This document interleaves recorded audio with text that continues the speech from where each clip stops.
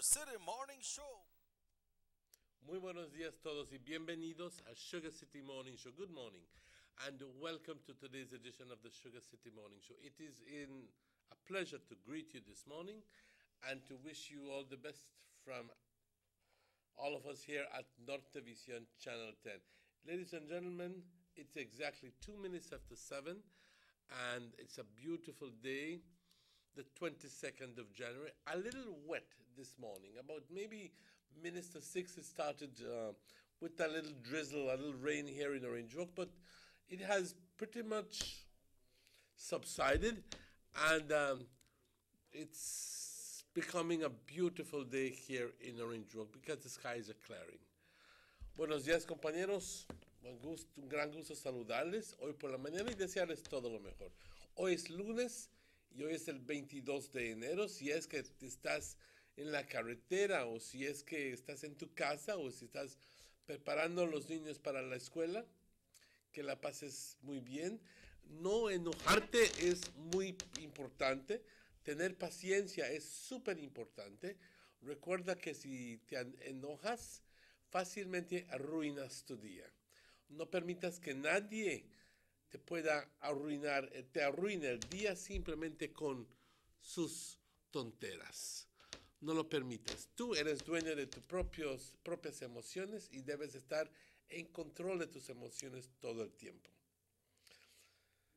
Vamos a empezar como siempre nuestro programa con nuestra oración, que ya es parte íntegra de este programa. Padre, te damos las gracias por todas tus bendiciones. Porque hoy permitiste el milagro de que podamos abrir los ojos. Poder caminar, poder oler, poder comer, poder sentir, poder vivir. Gracias, Padre, por eso. Te pido que continúes bendiciéndonos siempre, dándonos salud y dándonos fuerzas para poder champear dignamente y honestamente por nuestro dinero. Te pido, Padre, siempre para nuestros familiares, nuestros compañeros de trabajo, nuestras amistades y todos a que se unen a esta oración en este momento. Te pido, Padre, por los enfermos, en los hospitales, en sus casas, en las calles, aquellas personas que caminan por las calles sin saber dónde van. Te pido, Padre, como siempre, para los niños desamparados, por los viejitos desamparados también. Protégelos y cuídalos. Te pido también, Padre, por aquellas personas que están pasando por tiempos difíciles, económicamente, espiritualmente o emocionalmente, de una forma u otra. Te pido, Padre, por todos nosotros, que podamos poner detrás de nosotros nuestro egoísmo y pensar más acerca de el bienestar de la humanidad. Te pido, Padre, por los enfermos que puedan sanarse, que tú los sanes, Padre. Te pido también, Padre, por todos nosotros, que tengamos un bonito día y que podamos tener éxito en todo lo que hagamos. Te bendecimos, Padre, te glorificamos, te adoramos siempre. Amen. Good morning. If you've just joined us, it's exactly 5 minutes after 7 o'clock. This is the general weather forecast for today, Monday, January 22nd. And this forecast was put online at 6 o'clock in the morning and says the general situation is as follows. Relatively moist conditions prevail over our area. The 24-hour forecast. Sunny with a few cloudy spells today and cloudy at times tonight. Showers will be generally isolated except for a few over the north this morning. Then a few showers over the south and some coastal areas tonight. The winds blowing from the east at 5 to 15 knots and the sea state choppy. The temperatures along the coast, a max of 82 and a minimum of 73 Fahrenheit. Inland, ladies and gentlemen, we're going all the way up to 86 degrees as a high and 68 degrees as a low. And in the hills, 75 degrees Fahrenheit as a max and 64 degrees Fahrenheit as a low. There are no advisories in place for Belize. And the outlook for tomorrow, Tuesday, is for some cloudy spells with a few showers mostly along the coast on Tuesday morning, decreasing Tuesday night, and Tuesday afternoon and night. I apologize. There's a low tide this morning, very shortly, at 29 minutes after 7. A high tide follows at 1:42 this afternoon, followed by a second high tide at 7:37 this evening, and the second low tide at 7:37, and the second high tide tomorrow morning at 12 minutes before 2 in the morning. The sun rose this morning at 6:26. The sun sets today at 5:42. And the moon rises this morning at 13 minutes after 10 and sets at 33 minutes after 10 tonight. Thank you, forecaster Michael Gentle, for this information. Buenos días, compañeros, de nuevo, ahora con el reporte del estado del tiempo en español para la gente de habla hispana. Un gran gusto saludarles hoy por la mañana, donde sea que se encuentren. Hoy la condición general está puesta como tal. Condiciones relativamente húmedas continúan controlando nuestra área, nuestro clima, el clima en esta área. Mencioné hace ratos de que como a las 6 de la mañana estuvo lloviznando bastante fuerte, lloviendo, podrías decir, aquí en el pueblo de Orange Rock, y ya paró la lluvia por el momento, y ya empezó a aclarar, pero hace un momento estaba pero bastante nublado. Me imagino que no podemos descontar la posibilidad de que durante el curso del día tengamos un poco más de lluvia. Para las siguientes 24 horas, soleado con algunos periodos de nubosidad, hoy durante el curso del día, nublado por momentos hoy por la noche. Chubascos estarán generalmente aislados, excepto sobre la porción norte del país, hoy por la mañana, pues justo lo que dije. Entonces, algunos chubascos sobre el sur y por las áreas de la costa, hoy por la noche. Los vientos, compañeros, del este de 5 a 15 nudos, el estado del mar algo agitado. Dense cuenta que no estamos bajo la influencia de ningún frente de frío, es simplemente los vientos del este. Las temperaturas por la costa 82 como una máxima, 73 como una mínima, en el interior 86 como una máxima y 68 como una mínima. Por las colinas una máxima de 75 y una mínima de 64. No hay ninguna advertencia en el lugar. Se espera que mañana tengamos unos periodos de nubosidad con chubascos, esencialmente sobre la porción de la costa por la mañana, y luego disminuyendo por la tarde mañana martes. Una marea baja entre poco a las 7:29, es más entre 19 minutos. Una marea alta a la 1:42 hoy por la tarde. Una segunda marea baja a las 7:37 hoy por la noche. Y luego otra segunda marea alta a las 2 de la mañana menos 12 minutos. El sol salió hoy, compañeros, a las 6:26 y el sol se oculta hoy por la tarde a las 5:42. De igual forma, la luna sale hoy por la mañana a las 10:13 minutos y se oculta, compañeros, a las 10:33 minutos hoy por la noche. Ok.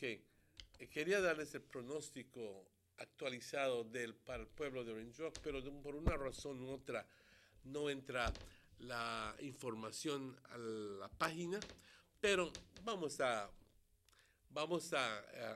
esperar de que en un momento ya tenga yo esta información y lo pueda compartir con ustedes. Le damos las gracias a forecaster Michael Gentle y también le tenemos que agradecer a nuestros patrocinadores, al señor Sherman Vega y la señora Karen Vega, también al señor Eduardo Vega y también al señor honorable Gaspar Vega. También al señor Derek Gillett, Gillett's Meat Shop, y también Government of Belize Information Service y otras agencias como Telemedia que nos apoyan fuertemente con sus anuncios. Compañeros, vamos a una pausa. Hoy tenemos invitados. Hoy tenemos al honorable ministro Elodio Aragón con nosotros. Y cuando son las 7:12, vamos a una pausa y estaremos de vuelta con ustedes tan pronto estos anuncios. Vamos a la pausa. Continue staying in touch with your friends and family with Digicel.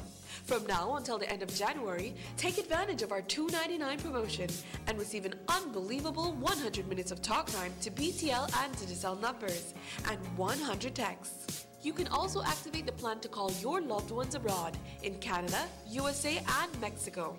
Receive 50 minutes of talk time and 50 texts for only $2.99. All you need to do is dial *100# to activate. Digicel's $2.99 promotion, now extended through January. The bigger, better network. Digicel. The Philip Goulton Highway between Belize City and the Philip Goulton International Airport is getting a major facelift to the tune of $31.5 million. Section A of the highway upgrading project between Haulover Bridge and PGIA is nearing completion at an investment of $13.6 million. Works include construction of retaining walls to prevent erosion, widening of the road cross-section to include paved road shoulders, pavement restoration and resurfacing. The project also includes installation of LED road lighting and safety features such as signs, reflectors, road marking, and improved visibility through the clearing of the road reserve. The government of Belize, moving Belize forward. Everybody wants a clean and healthy family. That's why they purchase the best food products and the cleansing materials. This time, we give you a bigger size of La Costeña products like the mouth-watering fried beans and the pasta sauce. And surely for your clean laundry, we have the breathtaking aroma of Ensueño Max Suavitel. Even your visitors will ask what you clean your floors and restrooms with. And you can boast it is the variety of Pinol products and Sultan Muriatic acid now in 900 milliliters. And much more for the best prices only at German Vega and Sons Imports. We serve you at number 5 San Antonio Road, Orange Walk Town.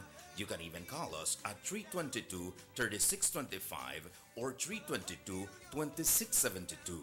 Or you can even send us a fax at 322-2571 or email us at germanvega@btl.net. German Vega and Sons Limited, because we care for you. Need an escape from your daily schedule? Why not become a tourist in your own country? Discover Western Belize. Transport back in time and be awed by the reminiscences of the Mayan civilization. Be adventurous or spend a day with family and friends enjoying the serenity of the Macal River. Sample a Kaya staple or pick up some fresh produce to make your own delicacy. Come visit us in Western Belize. Belize, where you can discover how to be a Belizean traveler.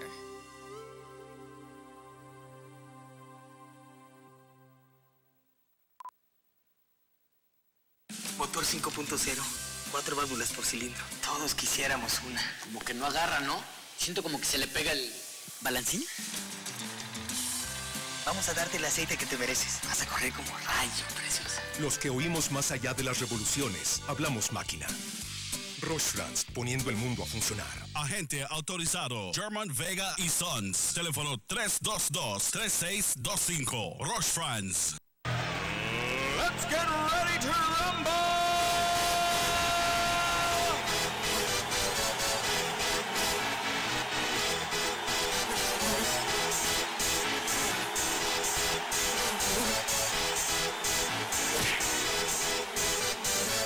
Y'all ready for this?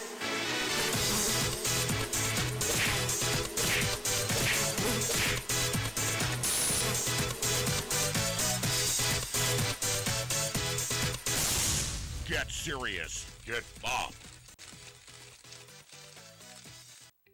Punta Gorda Town now has a modern multi-purpose sporting facility thanks to the government of Belize. The brand new complex is double the size of the prior venue, and some of the features include a FIBA certified wooden court with padding underneath, seating capacity for 1,000, changing rooms, locker rooms, and offices. This $3.4 million investment in the town of Punta Gorda is being heralded by the residents of PG. I feel very excited because this is first time a port like this is built in PG. This is a big achievement for the town because we have a lot of the youths there where they come out and want to play ball the same way. And this just put it on another level. A lot of youths can't even wait to play on the new court because it's so official and it's something new to PG, in a whole. I have to thank the government of Belize because then they look out for PG, The government of Belize, moving Belize forward. The new Belize City Civic Center is taking shape at the foot of the Balkan Bridge and is expected to be completed by December 2017. This multi-purpose mega facility will boast an air-conditioned interior with a seating capacity of 4,500, a FIBA-certified wooden main court and 3 practice courts, offices, media boxes, and multiple locker rooms, another basketball court with 24-hour access to the public, and parking for 200 vehicles. This $34 million investment highlights a new era of world-class sporting infrastructure for the entire country of Belize. The government of Belize, moving Belize forward.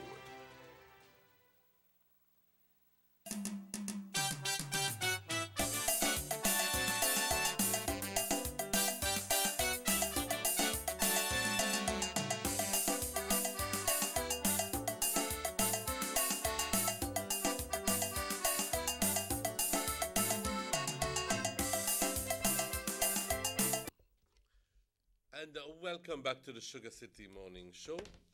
It is exactly 19 minutes after 7 o'clock, and it is my pleasure to say good morning to and welcome to Minister Elodio Aragon. Good morning, sir, and welcome to the show. On a personal note, how are you? Well, good, Emmanuel. I'd like to first say good morning to radio listeners and TV viewers, and of course to the people of Orange Walk Town, and especially the people of Orange Walk East, who I represent, the close and far, because we have a lot of people in the villages likewise, Solo quiere decir buenos días a todos. Pues, compañeros, tenemos la presencia del ministro hoy en nuestro show y estaremos contando con la presencia del ministro para muchos otros shows durante lo que es el tiempo mediante las elecciones aquí. Obviamente a él le interesa mucho mantener su contacto con sus votantes y esta es la razón que viene para poder platicar con ustedes y también atender ciertos asuntos. Minister, within, say, vamos a ver, within, say, 8 days, 15 days, within 6 weeks, we're smack on what is the general, the municipal elections. Because if you add on 8 days for the month of January, plus 7 days in the month of February, in the month of March, and the month of February, it's exactly, because February has 28 days, so 4 weeks plus, it's exactly 6 weeks. Right, very true. How is the campaign coming along for the United Democratic Party? Well, it's going well. The campaign is moving along quite nicely. And yes, it's a very short time, Emmanuel, and I do think, and I know that the UDP team has been on the ground from a very long time now.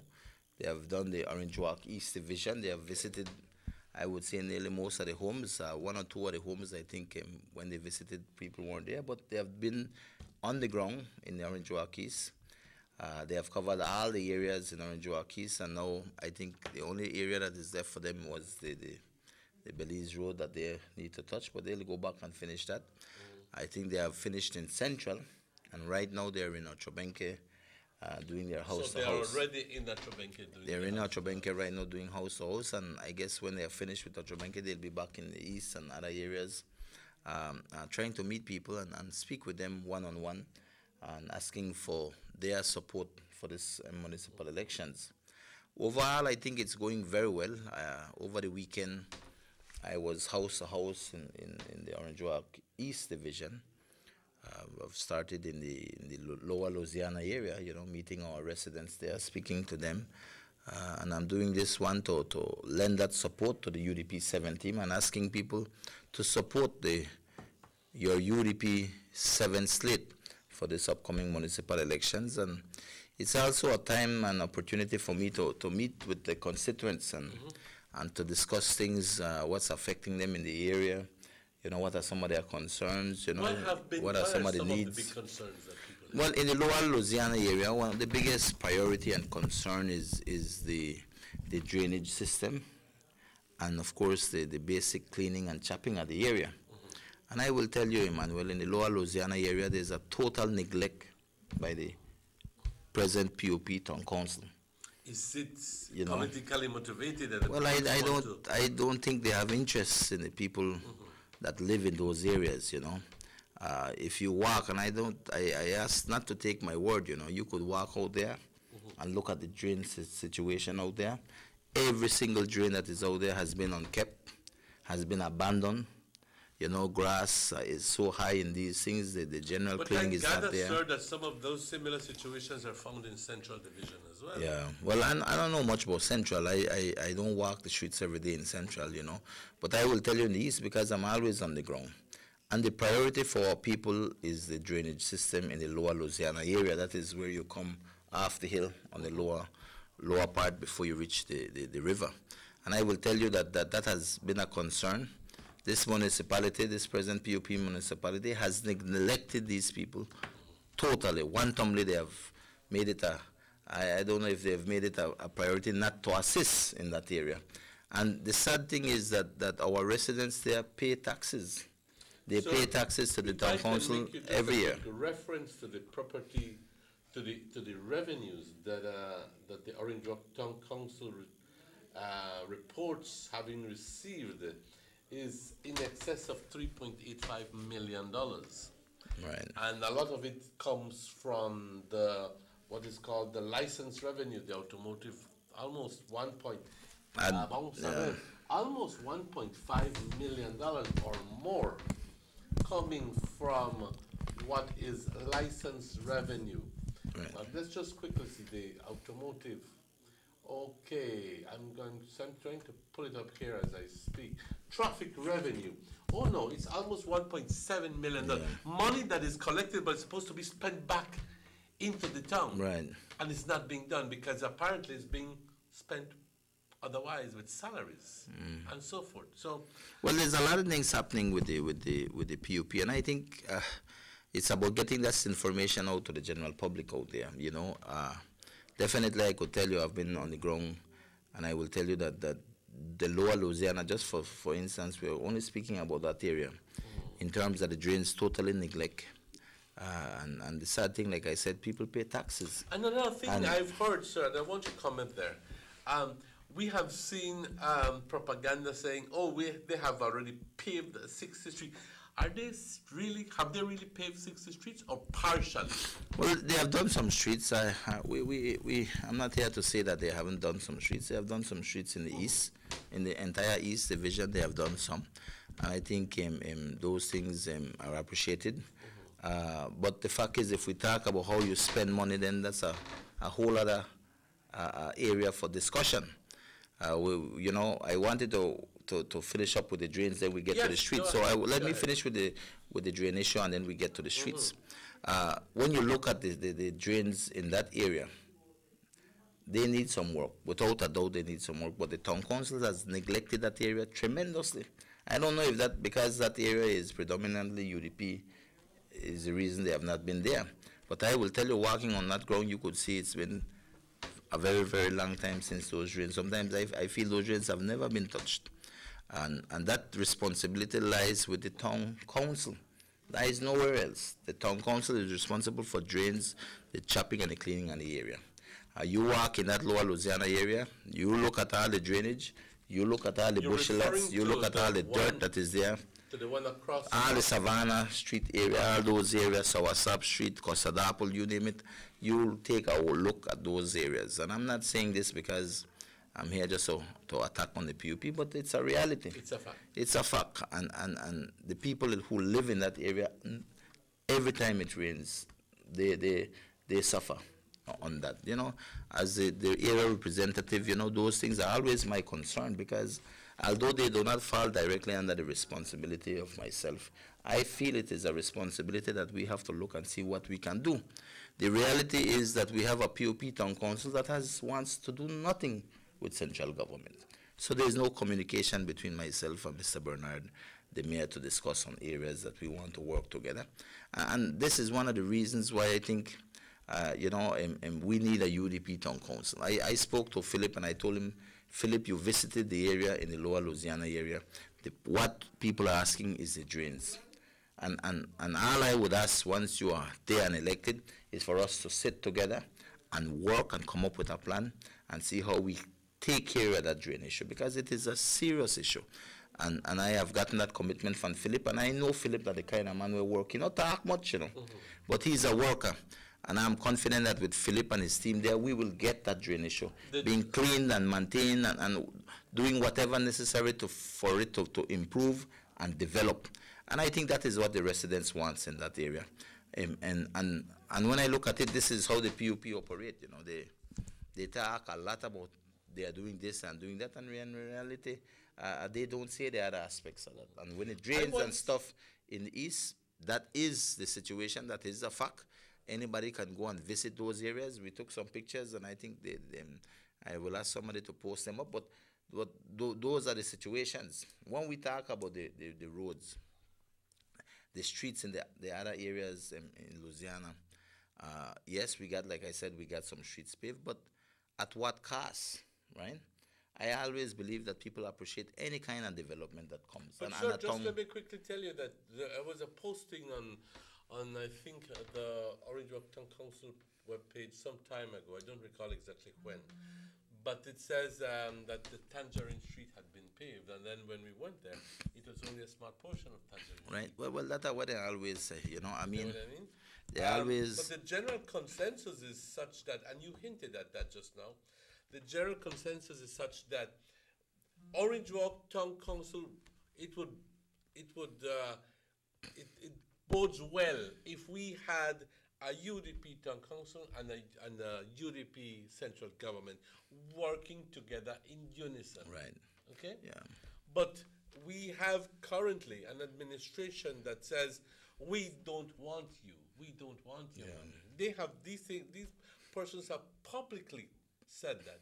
We don't want you money. We don't want your money. Right. So, and we have seen sometimes with envy the development going on in other municipalities, and then we're left, you know, wondering what's going on.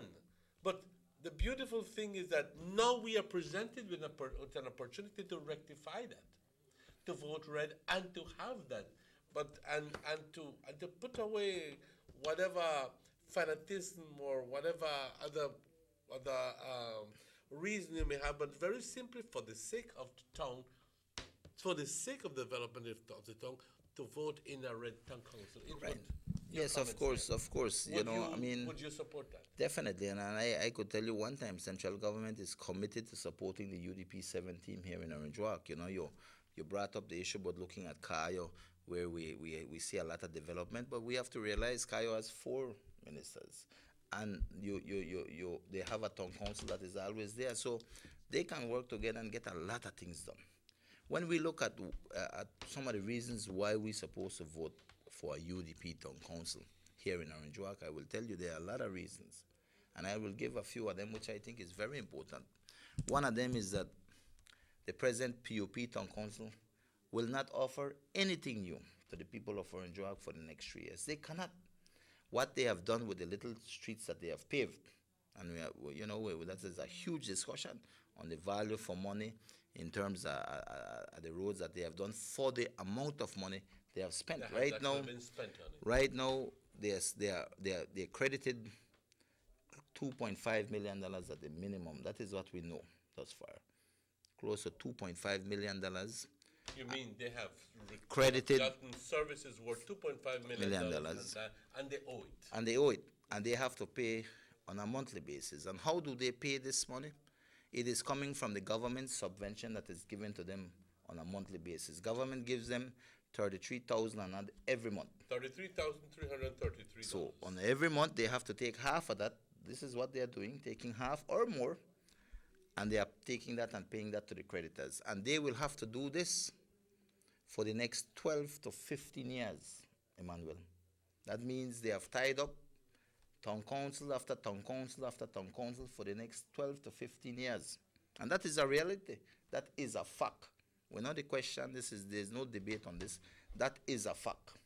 Of course, now what they are doing, they have now tied up their funds, because the next part of subvention has to go to salaries, has to go to other things, plus the money they make in terms of collecting taxes, in collecting revenue from traffic. That goes to working the municipal, in terms of everything, salaries, expenditures, lease, small projects, rehabilitation, and certain things. So they are basically strapped for cash right now. And apart from that, I am telling you, those roads that they built, they're not built the best of roads.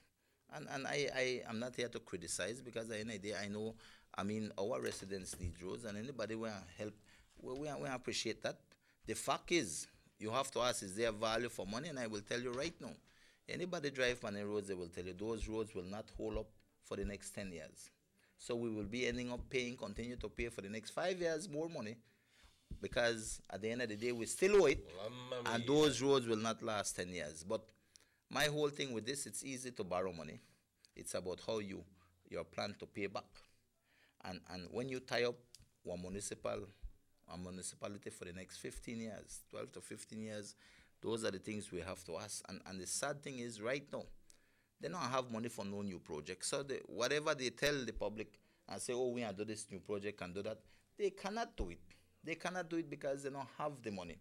2, all the major projects that have been done in this town, from the Central Park to the expansion of the market, etc., has been done through government's money, either that comes through the European Union, or that has come through SIF, the Social Investment Fund, or through the Basic Needs Fund. So all these big projects that you have seen done in Orange Walk has come through the government. And or through the Petrocaribe and projects and stuff, all the highways, etc. So to a large extent, I will tell people this: if we want to see development for the next 3 years in Orange Walk, we need a UDP town council, and we need a man like Philip de la Fuente that is a worker, that loves this town and wants to see the best for this town, and together. And that is why I tell you, the government has the commitment to support Philip and his team to get things going. So when you look at the mayor and them being strapped for cash right now, that is a good reason to understand that they have nothing to offer the people of Orange Walk for the next 3 years. Nothing whatsoever. Let's take this call quickly. Sugar City Morning Show, good morning. Yes. Good morning, sir. Good morning. Morning. Yes, sir. First of all, Mr. Aragon, congratulations on you being perhaps undisputably the best era rep that the Louisiana area has seen, or Orange Walk is. And then I know that based on what you have done in your area, there will be no argument as to the cooperation that can be had if there is a UDP town council in place, if there is Philip de la Fuente and yourself working in tandem to bring Orange Walk on par with the rest of the country. Because as it is, I tell you, it's a sad state of affairs. We're looking at our beautiful Orange Walk basically going to the dogs. And then, as you have mentioned, and following up on what you have said, that this man has tied up the revenue of our town council. Not his money, and not money revenue that he is making. This subvention is coming from central government.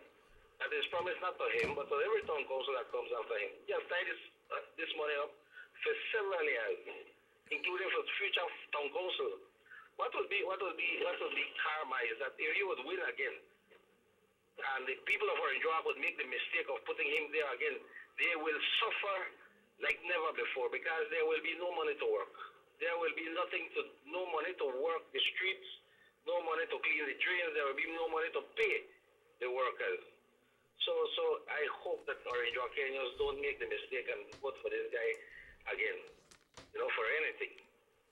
Right. But the point is that we need a UDP town council in order to move Orange Walk forward, and we know with your record, there is no doubt what can happen. May I ask you a question? Town council. May I ask you a question? What part of town are you calling us from, sir? I am from Central, sir. Okay, good. I'm from Central, and there is no development here. Sadly, a lot of people in this area vote for Johnny Bracey, who has done nothing for them except for giving them handouts and they live from day to day, but that is not the country cannot, the town cannot continue like that. We should stop that nonsense. Can you say that the Central Division definitely is in need of some streets and drains? Man, we need a lot of things right now, not just streets and drains. We need to clean the area. There's a lot of overgrown bushes. Some of the parts are unkept. The town council, the garbage, man, for Christ's sake. Can you say that they've literally been taking the Central Division for granted? Of course they have, for many, many years. And these are the people that vote them into office. And imagine if these don't take care of the ones that vote them into office, what will they do to the other divisions who they want to punish, so to speak, because they don't vote for them? You can understand what's happening there? Mm-hmm. So anyway, I just like to congratulate Mr. Aragon again on a job well done, sir. You can continue doing what you're doing, and you are doing an excellent job. And I know that if a UDP town council is placed there, we will have a better Orange Walk. Because thank you, sir. That gentleman, the mayor, had said that he doesn't need, remember he got on the rush, he doesn't need Barrow, he doesn't need Gapevega, he doesn't need anybody. Of course he doesn't need them because he's creaming after, I don't know. He has grown that town council by, I think, 50%. I mean, with respect to revenues, to expenditures. He has grown his staff, Yes, sir. So I don't know what we are doing. This guy, the Orange Walk people better lively up themselves.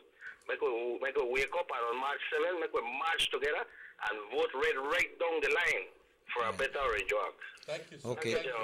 Thank you, Carla. We need to go on a quick break, and I will then address some of the messages that we've been receiving. So let's go on a quick break, and we'll be right back with you after these messages.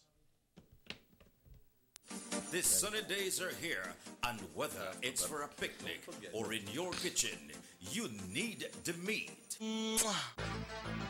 Gillette's Meat Shop proudly offers a variety of juicy cuts such as processed meats, ham, bacon, salami, longanisa, and sugar cure ham, just to mention a few. Enjoy our meats in beef, pork, and mutton. So for that healthy cut your family enjoys, visit us at number 18 San Antonio Road in Orange Walk from Monday to Friday, 7 a.m. to 12 p.m. and 1:30 p.m. to 6 p.m. Saturdays, 7 a.m. to 12:30 and 3 to 5 p.m. Sundays, 8 a.m. to 11:30 a.m. Place your orders at 322-3486 or 322-2175. or even 610-4061. Send us an email at DerekGillett31@gmail.com. Gillette's Meat Shop, fresh and processed meats. Ay, qué rico. You have an 8-cylinder powerful engine disguised as an aluminum alloy that spins at 8,000 revolutions per minute. Goes like this. You think it's a turbo? No, with a cleaning of injectors and a change of oil, you will run more efficient, my friend. For those who understand the engine like it talks to you, we speak machine. Rush France, making the world function. Authorized agent, German Vega & Sons. Telephone number 322-3625. Email germanvega@btl.net. There's no need to go across the border to enjoy sun, sand, and crystal blue waters. Belize's northern islands and reef are just a boat ride away. Go slow and immerse yourself into the Caribbean Sea or enjoy some fresh coconut water. Or pick up the pace on an island where locals can enjoy sandy beaches by day and feast on your fresh catch by night. Discover the Mesoamerican Barrier Reef and submerge yourself into another world where you can experience a traffic jam you will want to return. You can also make new friends along the way.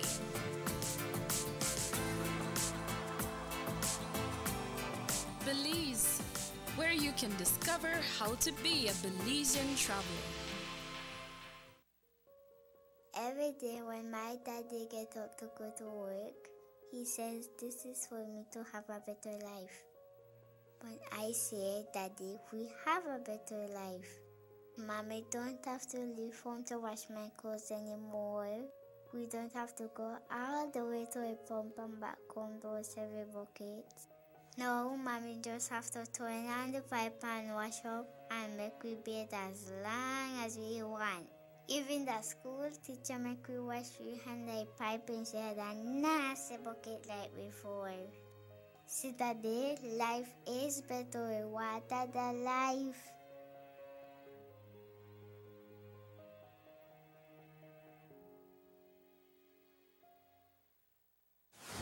Digicel made a promise and Digicel delivered. $100,000! $100,000 in prizes. 5 PS4s, 5 55-inch TCL TVs, 5 iPhone 8s, and 5 Note 8s. After much anticipation and over 300,000 entries countrywide.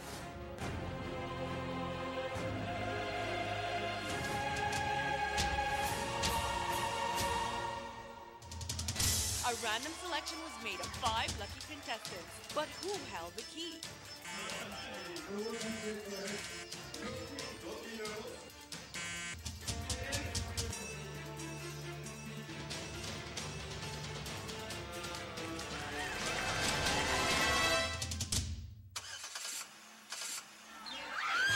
In the end, Digifan Yesenia Ardon was Digicel's lucky winner of the 2018 Wingle 6 4x4. Congratulations to all the winners of Digicel's $100,000 in giveaways. And thank you, Digifans, for all the continuous support in 2017. Look out for even more from Digicel in 2018.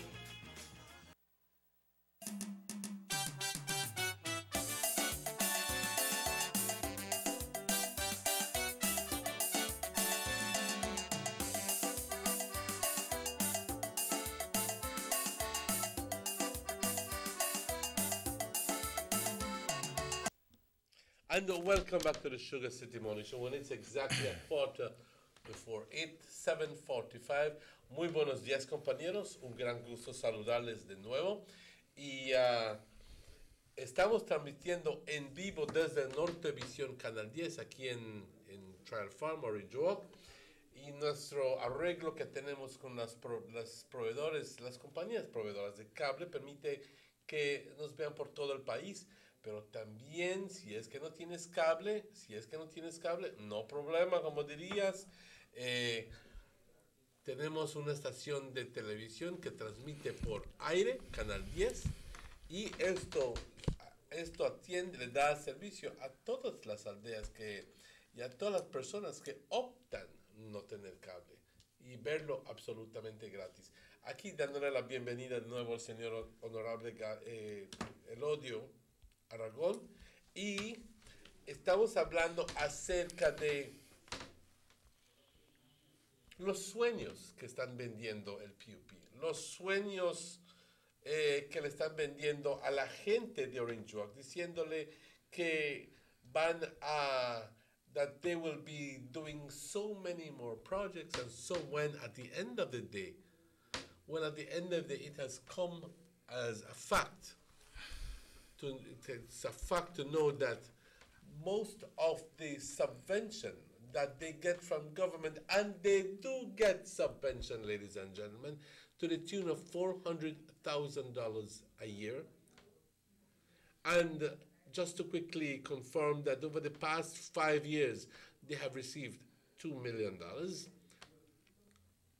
notwithstanding what the other people say, que ningún centavo recibido el town council. No, that's a big, big fat lie, okay? But they're selling dreams to the people of Orange Walk. Yeah.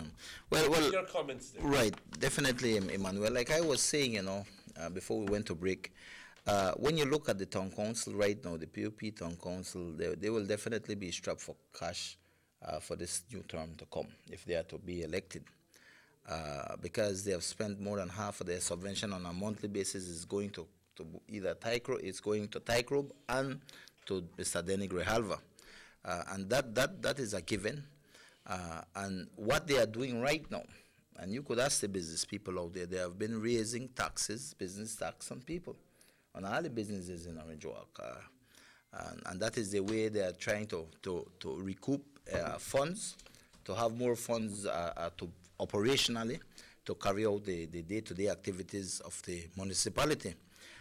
And that is the only way they'll do it. And that is not to say that they don't have a plan to raise taxes on our people, on the people in their homes, the residential tax and all of these things.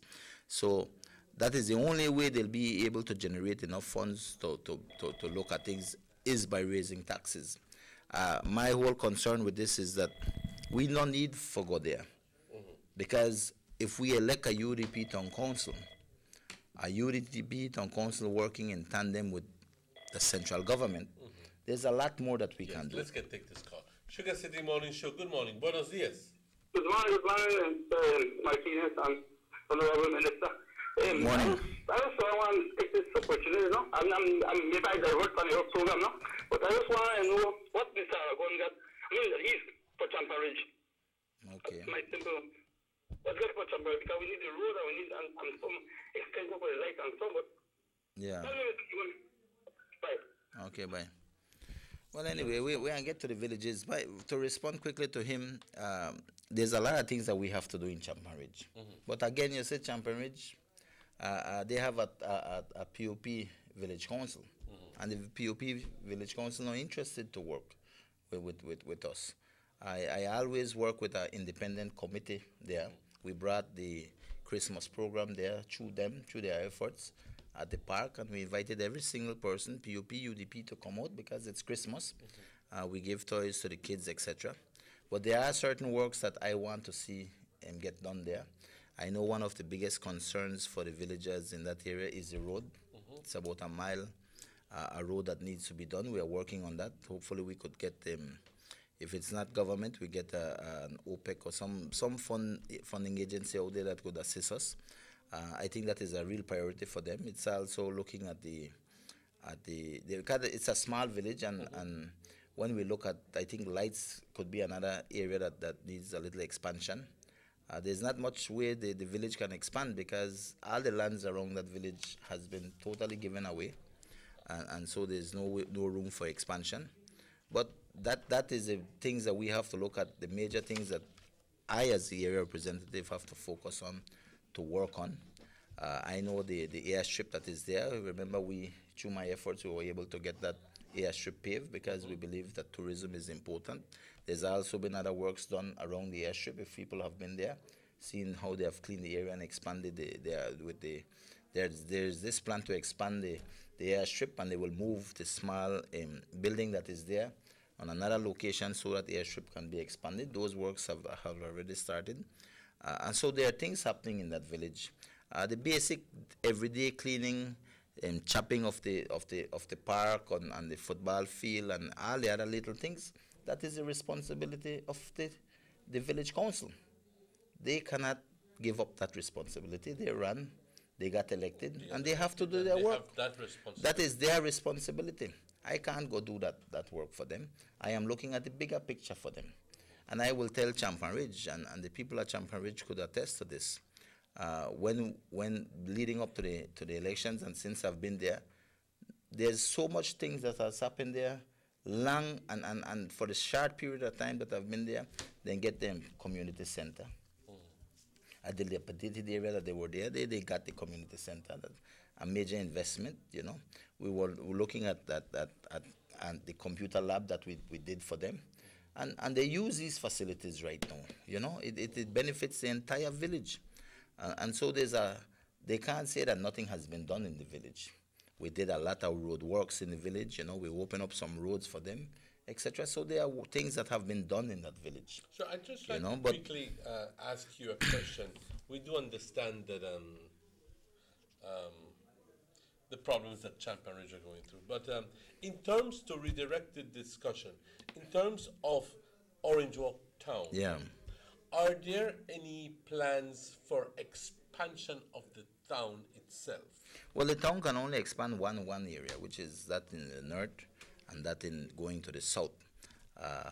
When you look at the east is landlocked right now, and the closest expansion area would be in Carmelita Village, and that is where we are looking at right now to expand. But you know, but that would be considered. Would that be considered? No, that won't be town. That end up to be village. So exactly. Town-wise, it's only going to the north and going maybe to the south somewhat, and expanding the boundaries. North, it will be Child Farm. Yeah. What I'm hinting at, is there any plans to begin or to do some sort of work in the west in terms of like expansion on the San Antonio Road or anything like that? Well, definitely. I think you know, you have to look at things and you have to see how we move and expand the town. I think the town is really growing. You know, when you look at the east side of things, the town is already has already reached the Palmar. There's no real.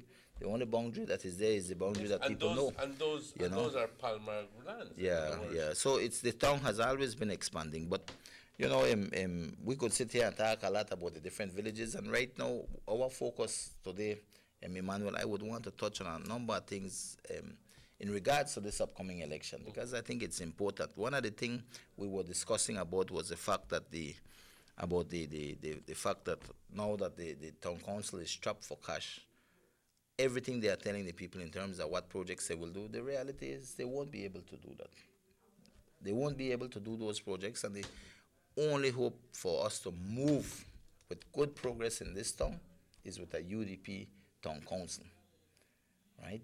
Having a UDP town council, I am sure that Philip de la Fuente will be able to work with central government and work out the monies that is owed right now. Because I'll tell you the truth, we need to clear that bill. We can't, it's irresponsible for us to tie up for the next 12 to 15 years 4 to 5 town councils who have not even been elected with any kind of debts, right? But nevertheless, you know, I've always said that you know, with being in progress, everybody have to owe something. That is understandable. You know, you want to expand your house, you have to owe for that. I mean, that is the way everything works, but we have to do it responsibly. You know, when you talk about borrowing, we have a lot of good examples in this country. You know, right now you look at the amount of money in terms of the super bond that was borrowed, which is today a major burden for this country. You know, so it's easy to borrow. You don't need no rocket scientist. You don't need no great intellect to talk to you about borrowing money. At this point, right? Do you know how much money is being paid on a yearly basis towards the super bond? It's almost 100 million. I don't really got all those figures with me, Emmanuel. But when you look at tongue, because you know we are discussing Orange Walk tongue. When we look at borrowing money, we have to look at yes, we have to borrow some money. But I also think that the person who is in charge has to look at being creative and trying to find money somehow in terms of whether it's projects that they write for, it's coming up with proper proposals that will be sent to agencies that could assist us. I mean, it's all about proposal writing to a large extent, and the municipality should be able to have that creativity to reach out to other entities to trying to find funding. There's a lot of things, and maybe people might say, but that's not easy. The reality is it's not easy to find funding out there. But people find funding every day. And it's not easy. It takes time. It takes effort. You know, and when I, as a representative here in Orange Walk, like I always tell people, you know, I run for politics because I want to see great things happen for Orange Walk. I want to see great things happen for the people who have put me there. I want to see great things for our country on a whole, you know, and one of our priorities, one of my priorities here in Orange Walk is about bringing investors to Orange Walk, because I always believe that we need to empower our people. You know, the handouts and that. I never get into politics for those things. I got into politics because I want to empower our people. We want to empower this nation. And I always believe that one of the greatest things we can do to drive our economy and to empower our people is by bringing investors. We bring investors and I give you one job, you are now far better off than you were. You are doing and becoming a productive part of society, and we are moving this economy forward. Right now, you know, I've been fighting for a long time, and we've had an investment that is here in Orange Walk right now. It's not reached to where it wants to go yet, because there's a lot of things that we have to deal with, and you know, politics not easy. People can see the progress being done right now in Carmelita, on Carmelita Village, right, on the outskirts. A big company is there. That is just what people are seeing there is just a minuscule of what is to come. But again, those things take time. And that is for investment. And that is for investment. That is foreign investment, and that will do well for us in the next few years. And when we look at what are the plans to do, I have great vision in terms of looking at designating an area in Carmelita where we are going to try to bring investors from all over. I have a message. It says, "Good morning, Carmelita people. Biggest concern is that the police has not caught on the Rayburn. We all need the police to do their job and protect the people." And then there's a following one that says, "We need the police presence in the village 24/7 until he's caught." Yeah, well, I understand the concerns of the community there. Yeah, I think everybody last week heard about the sad incident where this fellow killed his mom, and you know, it's sad. The police, I could assure the public that the police have been out there in Carmelita. There's a lot of patrols out there, and they're trying to work on capturing him. We know he's in the area and stuff, but the police are doing their stuff in regards to that. And, you know, like I said, there's a lot of plans that we have for Orange Walk East, and one of them has to do with the building of a police substation in Carmelita Village. So that will come about this year. We are looking that will then suffice in giving law enforcement a quicker response to all the villages in the east. So that is the plan. And Carmelita is a big village, and they will do well with this police station. So we are working on those things, Emmanuel, and there's a lot more things that we are working, you know. I tell you, investment, bringing investment to Orange Walk to move this economy of Orange Walk further, I think that is one of the most important things we have to do. And again, there's a lot of things that's happening, you know. Things don't happen overnight, like I always tell people, you know, just get there and then tomorrow you see this. It takes time because we have to put things in motion. And I'm glad to say that, you know, in this year that has went by, there's a lot of things that we have done. We've been able to lobby. I've been in government, and I'll tell you, going to cabinet meetings and being there and looking at how government operates, you know, it's a great insight. And I'll tell you, it's not easy either. Everybody is fighting for the area. Everybody wants this investment there. Everybody wants a SIF to spend here. Everybody wants for the area. We can't blame them. But I've been doing my part in cabinet, and it's only me that is there right now. But I will tell you right now, I'm proud to say that we have been able to successfully and ensure that we get funding for the Louisiana Government School to the tune of $1.4 million. That will come for Louisiana Government School. I want to thank the parents that are there who have been fighting for this, along with the staff. Yes, for expansion of the school, for more classrooms. You know, Louisiana is the fastest growing primary school in Orange Walk, and so we are supporting that. Technical High School, you know, myself and the DPP were there visiting a couple of months ago, and we looked at the dilapidated portion of one of the buildings, the upper flat especially. So that needs to be redone. Yes, we were able to. When I went to cabinet, we were in discussion of the Basic Needs Fund, Trust Fund, and the Social Investment Fund, and I will tell you right now that we were also able to successfully get from through SIF $1.3 million around there for the rehabilitation at Technical High School. So again, that is good. And this coming year, we are looking at funding that has come for a new high school in the east, and this is the first high school that will be built ever in the east. That will be built in Carmelita Village. The village council quickly came up with over 12 acres for this school. I identified that already. And like I said, the police station that will go in Carmelita also will go a long way for that, no? And of course, so these are all the good things that will come about this year. And it doesn't happen because it happens. It happens because somebody has to push Somebody a bit. has to be pushing And that, Sugar City Morning Show, good morning. Buenos Morning, dias. Mr. Martinez. Morning, Mr. Aragon. Yeah, good morning, sir. Mr. Aragon, the thing what I want to ask you, sir, that clinic side of Louisiana where they may expect to open, they're supposed to be the work on it, but see you start a good work. But I want to speed it up, Honorable, because this will happen. Right. People live way up in the east, especially up in the east. I mean, sometimes in the morning to people reach down by the hospital, but that's approximately about 2.5 miles to go. You know what I mean? And if you get that clinic open, Honorable, I know you will do very good with it because you could post one doctor right in the morning time, at least from 8 to 12, and get that clinic rolling, man. We really need it. We really need it in Adisika. The place fast is people have to get out and try to reach the hospital. And one problem to reach hospital. Right. Because the taxi, they want $10 to carry off on you. Now, please work to up by the hospital. You know, I mean, right there by Louisiana School, I mean, it was. They have to make a try speed up to the people around in the east, man. Sure, man, sure. Well, that is... I feel that you may start it already, but they left it off already. I spoke to the minister likewise when he came on the air, and he said that he was going to speed it up, but so far we haven't heard anything about it again. Yeah, well... Nice to get it rolling, man. Yes. Thank you, Carl. Sure. Bye. I know. Yeah. Thank you. Thank you. Yeah, well, definitely that is one of my priorities. Likewise, the polyclinic. We cleared up the area, so the piece of land is there, but it's about funding.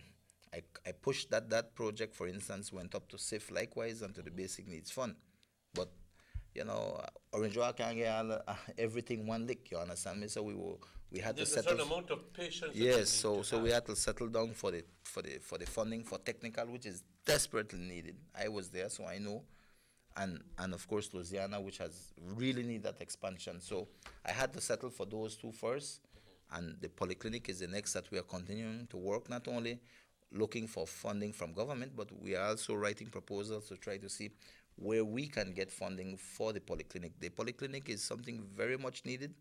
I do believe that funding will come about sooner or later, because I think it is a necessity. If people know what we have done, we have created what they call the East Community Outreach. It's a program that I work with Ms. Lupeak, and we get them doctors that come in from abroad, etc. And you know, they go to the different villages, you know, and thankful medical services, and thankfully we have all the community centers in every village in the east have a community center right now, so that is paying big for when the doctors go there, etc. for clinic, no. So we are working on things. It's taking a little while. The polyclinic will take a little while longer, but I'm confident that we will get there. But what I'm saying is that so much can be done, but we need a UDP town council. When we talk about the drains in the lower Louisiana area, I mean, I am confident that we can get that done even quicker and better by having a UDP town council, because then you have me in the east and we have central government that we could pull upon hard. You know, the POP town council doesn't want anything to do with government. They don't want. They would be glad to see no progress in certain areas, because then they could blame certain person for that. You know. Like the roads in the east, a lot of times I come out and fix those roads. Why? Not because it's my responsibility, but it is a direct responsibility and first responsibility at the town council. But that is my area, so I will take time to do what I can when I see there's a need for help and support, so we could get these things done. So I do believe that we need to have a UDP town council, right? And like I said, we need people who are creative there.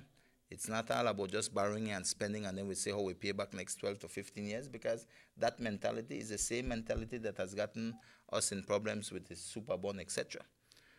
You know, when I look at this, I will tell you, I look at the UDP team that we have, and under the leadership of Philip de la Fuente, I will tell you, this is a very young, dynamic, hard-working team.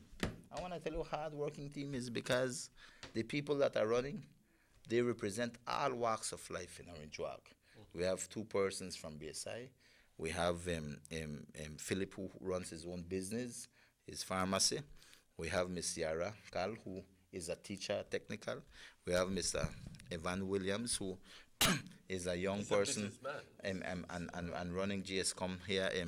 I think, right? I think we're running IT business here for someone. But they're all independent-minded. In other words, that is the important they are thing. Not subservient to any one company. Right. Which in the case of the other people would be, you know, the business of some people in their position at the moment. Yeah, you see, so, Emmanuel, what I'm saying with this team, with the UDP team, they come from all walks. You have Derek Sambola, who is a grassroots person. We have Ajesha Canton, who is a young, dynamic person in our community. Mr. Mande Osha and Kokomwe work at BSI. Mande is one of the protectors at BSI. I mean, these are good, solid people we have running for the UDP. And like I always look at things, and I try to look at things as basic as possible. When you look at the PUP slate, all of them, they either work for SMART or they work for Center. That's it. They don't come from nowhere else. Even the mayor right now, he was working once for SMART. Exactly. You know, so when you look at these people, 4 and 1 with the mayor would be 5. Right, and the only 2 persons that are one, the woman counselor, she's working as a teacher, and the other guy Rashish, where they there, who just come. I think I only business where they try to do. But when you look at that team, they all come from one nest, and that should speak of itself. You know?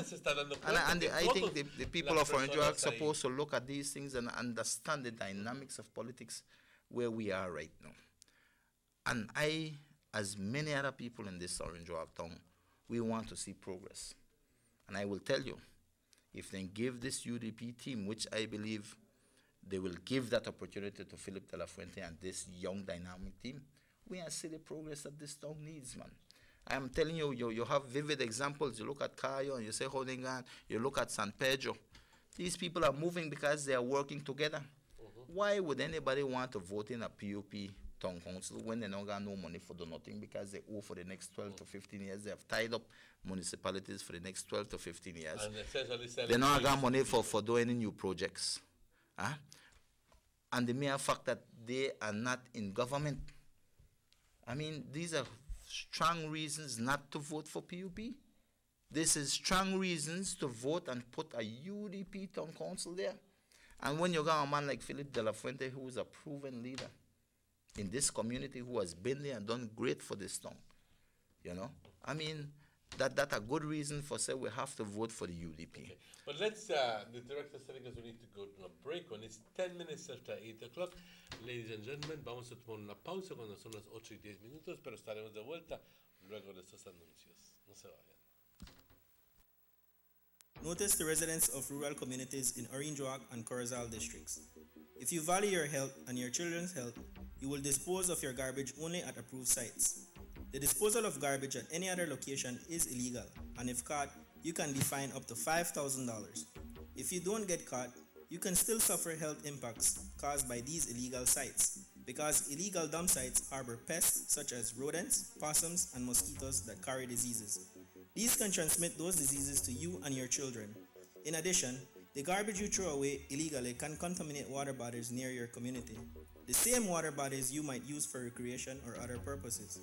Only with your help can the Department of Environment ensure that Belize's development is safe for present and future generations. You can also contact your local village councils or Belize Solid Waste Management Authority for more information. The Department of Environment thanks you for your help.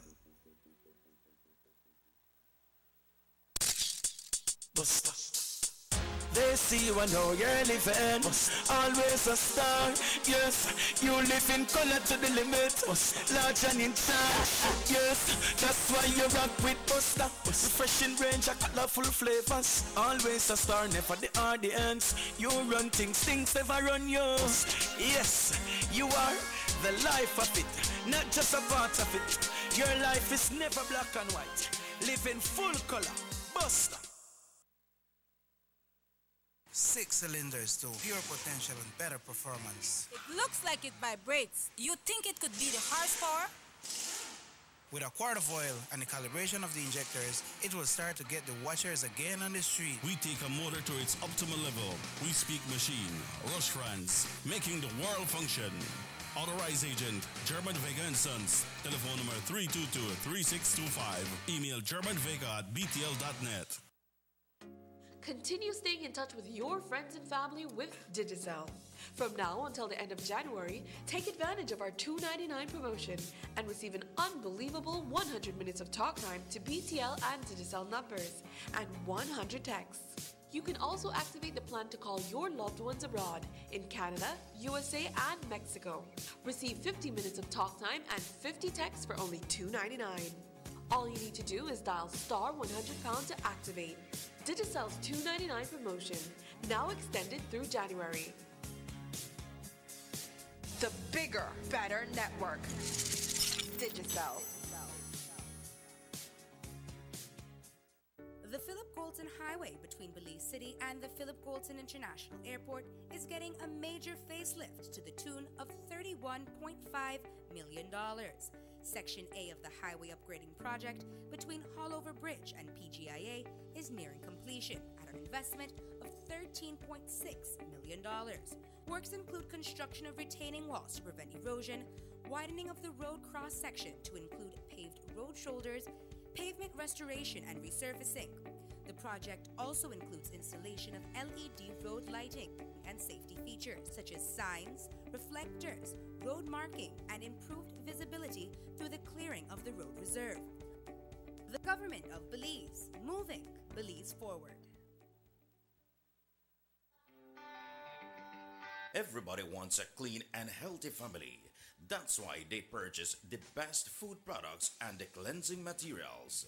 This time, we give you a bigger size of La Costeña products like the mouth-watering fried beans and the pasta sauce. And surely for your clean laundry, we have the breathtaking aroma of Ensueño Max Suavitel.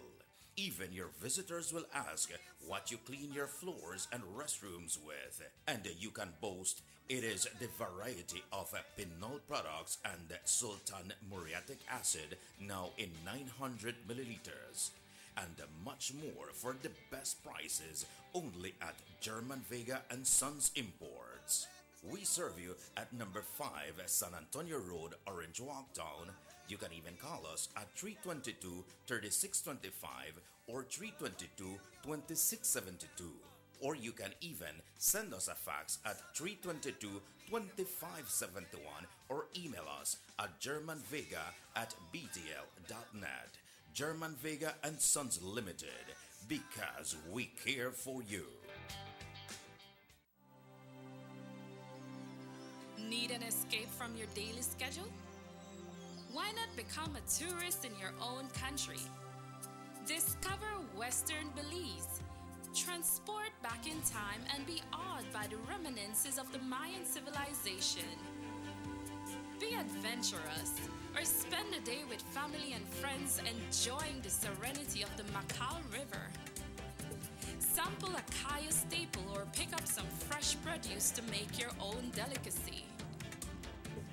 Come visit us in Western Belize. Belize, where you can discover how to be a Belizean traveler.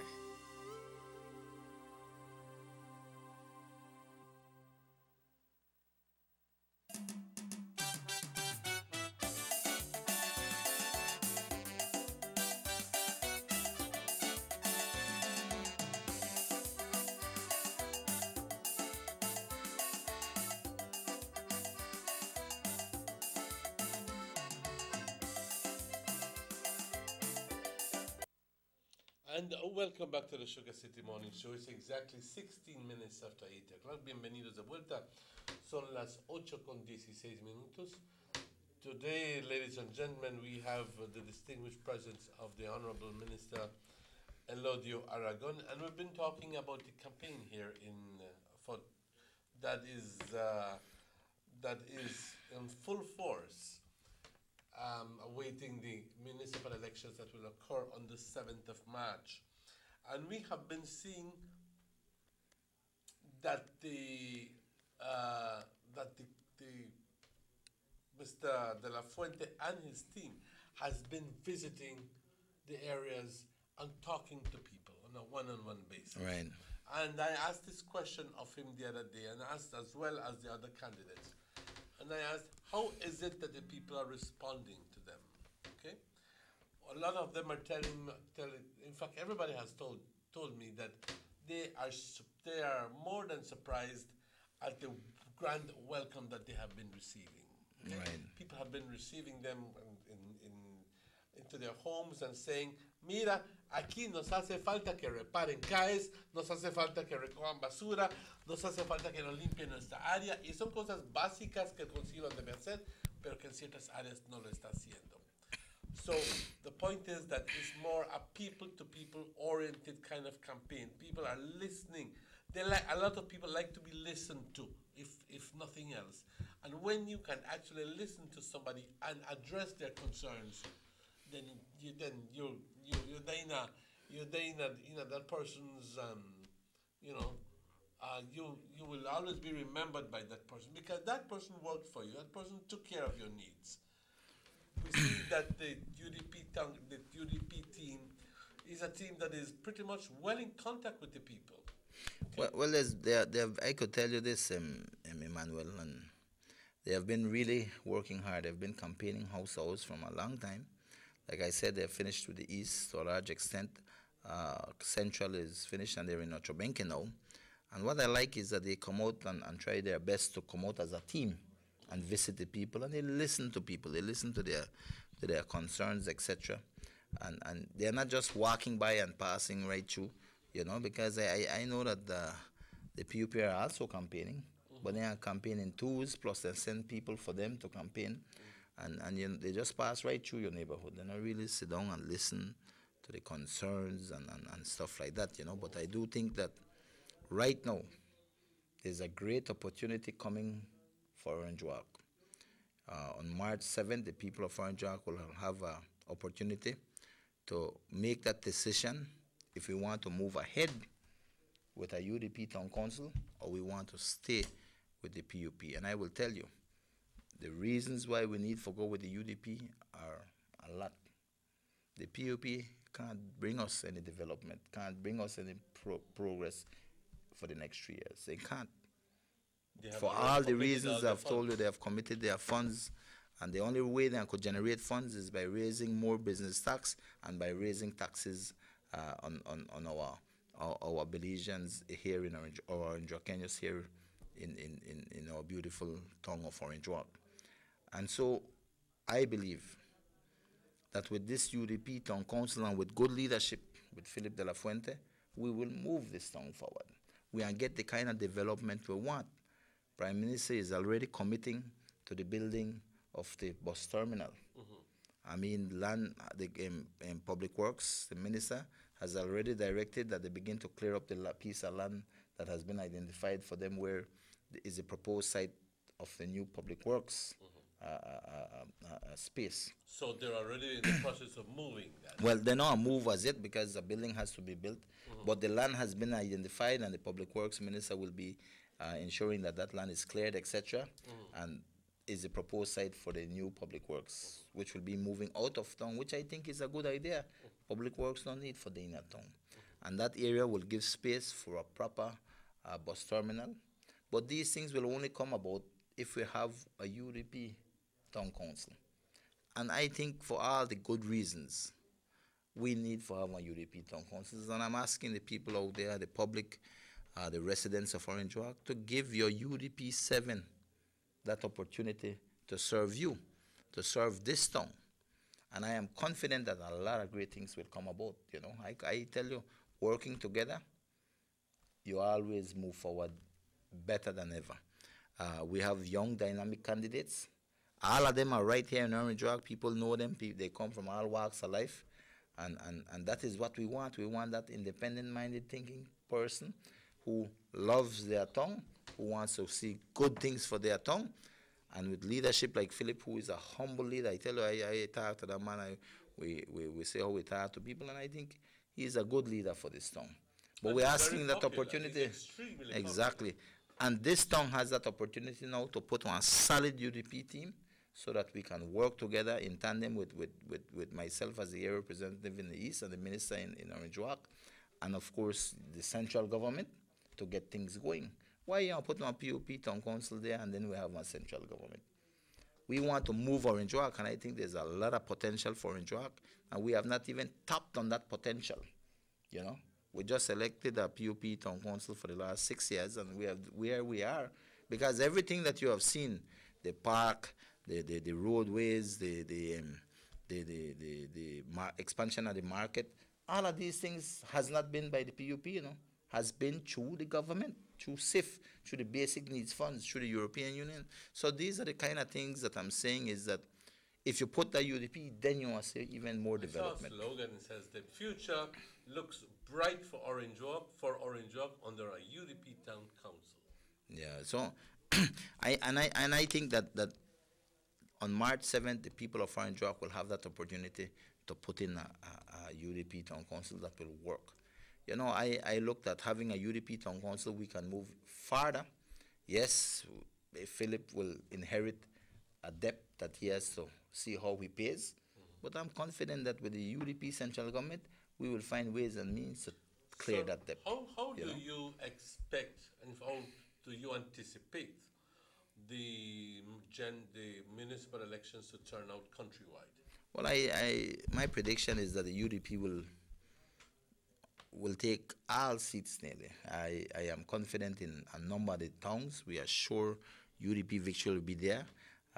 When you look at others like Orange Walk, especially Orange Walk is a tough one.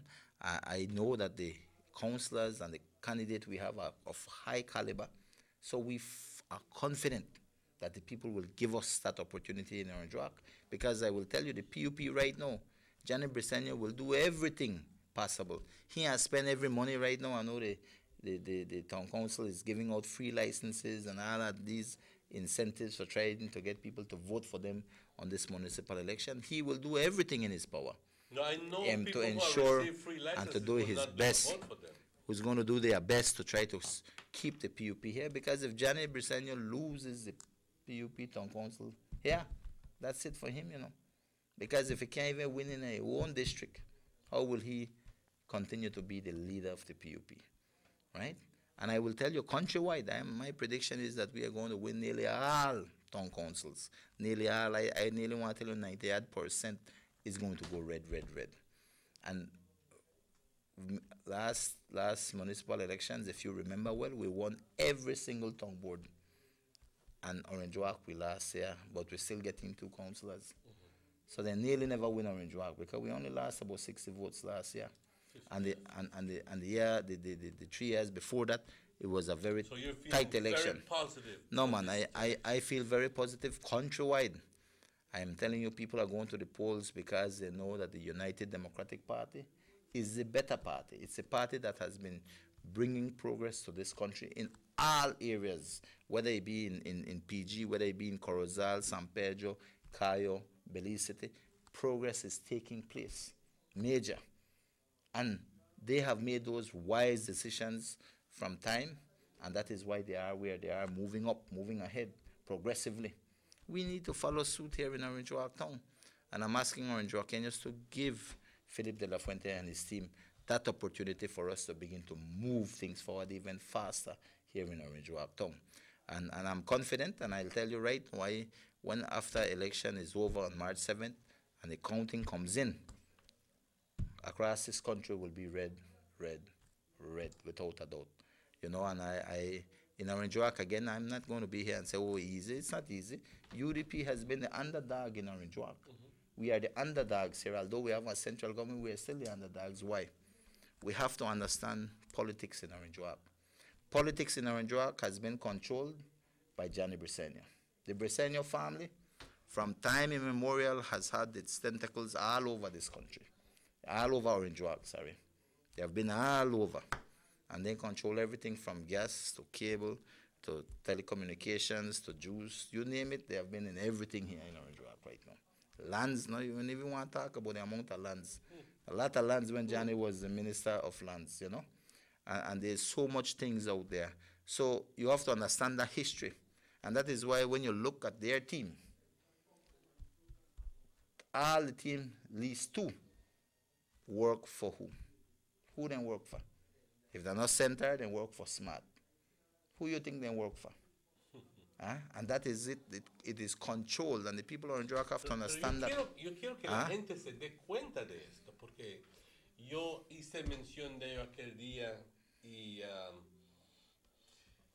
yo creo que no se hizo suficiente mención del hecho de que cuando tienes un equipo como el del UDP, que son personas independientes, que cada uno tiene su propio trabajo en distintos lugares, ubicado en distintos lugares, desarrollando ese trabajo, bien como electricista, como maestro o maestra, o como una persona trabajando en computadoras o lo que sea, versus el equipo del PUP, que todos son empleados de una manera u otra de los mismos briseños. Yeah. Entonces, ¿cómo esperas tú que ellos voten en ciertas cosas? Ellos están ahí simplemente para proteger intereses de los grandes señores, no para proteger tu interés. Yeah. Y no tienen ni siquiera la capacidad de entenderte. Y si te entienden, no pueden hacer nada porque sus papacitos aquí arriba son los que rigen y dicen qué se va a hacer. Entonces, hay que romper eso, compañeros. Hay que romper ese tipo de arreglo que 4 y hasta 5 personas dentro del concilio actual y hasta unos postulantes son todos de una forma afiliados con una empresa u otra de la familia Briseño. Versus el del UDP, que son todas personas humildes con quien puedes platicar, que pueden identificarse contigo, entender lo que están pasando, lo que estás pasando, y al mismo tiempo no tener que pedirle permiso a nadie para pelear por ti. Right. Y eso es importante. Yes, that's very true, Emmanuel. And when you look at the councillors, our councillors have people know them every day. The PUP Podemos repasar los nombres. Of course. Well, we have Philip de la Fuente is running for mayor for the UDP. And everybody knows Philip as a working mayor. Yeah, and they know him well. He's well known in the town. We have Miss Ajesha Canton. I think she's a young, dynamic person. And I know a lot of people know her in her age group and her peer people who surround her. But she's a very young and dynamic person, and I think that is a good fit, a good member for the town councils, because reality is that the young people need young persons to interact with, young persons to help and set the pace for them. You know, a old man or somebody who is older doesn't have the same way to communicate and reach out to young people. You know, so having a young person like Ajesha, I think speaks well of the vision and of the makeup of this UDP team. You have Jose Cocom. You know, he works at BSI factory. A young guy, likewise, a very dynamic, energized person. You know, always friendly and there. You know, and I think these are the kind of people who want to see certain kind of development. They want to see progress for Orange Walk. You have Mr. Derek Sambola. Derek Sambola, everybody know Derek Sambola in Orange Walk. You know, he's been around for a long time. You know, he's involved in sports and things. You know, so. And he represents a different walks of life here. You have Mr. Mandy Osha. He works at BSI for many years now. He's an electrician by hobby, Chile, that's right. And also he's a protector of BSI workers, you know what I mean? He represents them in negotiations and all these things. And I think he's a good fit for this town council. You have Miss Yara Villeda Cal. Again, she's a teacher, a technical. She's there to influence minds in terms of trying for them to be positive and educate them with the knowledge and skills that is necessary. We have Mr. Evan Williams, who we discussed earlier, a very young, dynamic person, and very, how would I say, these are all honest people with integrity, you know, that have put their names up to serve their community. That is remarkable, you know. This I know, when I talk about old politicians in terms of that have been around, the only one who have political experience is Mr. Philip de la Fuente, and he's a good leader. But bringing in a team like this is what this town needs. Fresh, new vision, new people, people who are independent-minded, people who comes from all walks of working environment, you know. They're not only one area. They don't only come from Smart and Center or from Fiesta or wherever. They come from all walks of our community, and they represent all groups of people in our community. Okay, there we have Mr. Derek Sample on the That's screen. right. And that is what makes a good team. Individuals who bring together certain things, are prepared to work for their community, and under good leadership of Philip, we can get great things out of this team. When you look at the PUP, you only see them when election time right now. Yes or no? And I will tell you, you're not seeing none of the councillors. Some of them don't even work in they're not a team work there. They only come out now together because it's election time. But during the years, you're not seeing this town is only run by one person, which is the mayor. Nobody else. There's nothing else happening with the rest. Because you're not sitting around, you know, hear about it, you're only sitting when it's time for election. They have gotten 2 terms right now. 2 terms, and they have not under a UDP, and not under the PUP central government, but rather under a UDP central government, which, you know, 6 years, we could have been far more progress in this town, because we have a UDP central government. Yo quisiera hacer hincapié un par de cosas que, contrario de lo que las ciertas personas piensan, porque muchas veces puedes tomar las verdades, los hechos y jugar con ello, o jugar con las mentes de las personas para que te crean con tu gran mentira.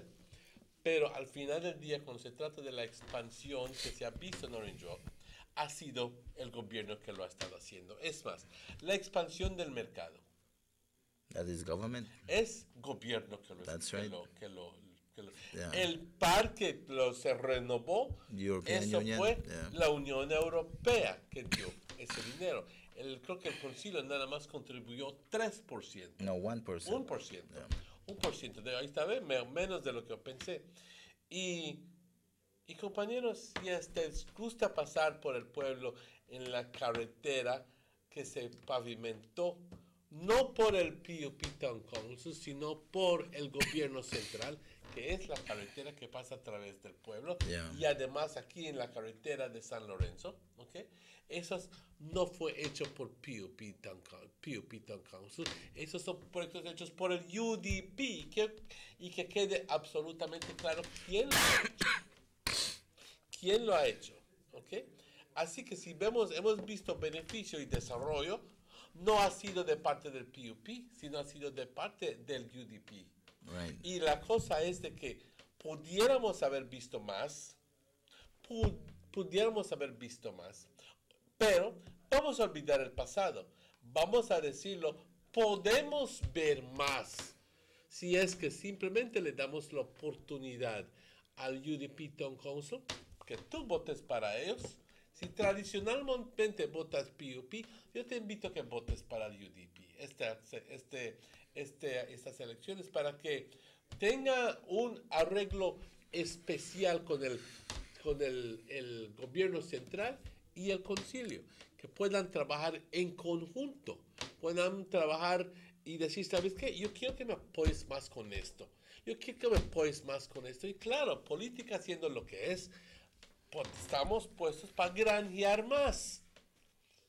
Estamos puestos para granjear más, compañeros. Y simplemente toma que quites eso que te cega frente a los ojos y darte cuenta de que estamos puestos para beneficiar más votando en rojo que votando en azul. And not only that, Emmanuel, we have to look at things and say, all right, when we look at the UDP team right now, these are good men and women. And I do think that when you look in our town here, you hear a lot of lies and a lot of misinformation that the PUP puts out through CTV lies, right? They put that out every time you listen to them, and they are right there. You know, we have to understand that here in Orange Walk Town, the PUP controls the cable, then control Fiesta FM, and they work in tandem to bring about misinformation, lies, etc. And then they put people up there to speak all kind of things. And at the end of the day, I'm asking our Kenyans to see right through these things, to see through the lies that they put out, through the misinformation that they put out, because they not discuss what's happening with things like UHS in terms of why this government has to, the decision has to be made soon in terms of if we vote yes or vote no to pay the $91 million. They don't talk about the issues of BTL and the secret accommodation agreement in how SpeedNet was formed, which is today SMART. They not discuss those things, and those things are reality. Those things were made when Briceño was the deputy prime minister, when they were in government. They're not going into all of these things to let the people understand the true nature, the corruption of the PUP. But we're not blaming them because that was the reason why we voted them out in 2008. Yes, they're not said anything, and those things are still affecting us today.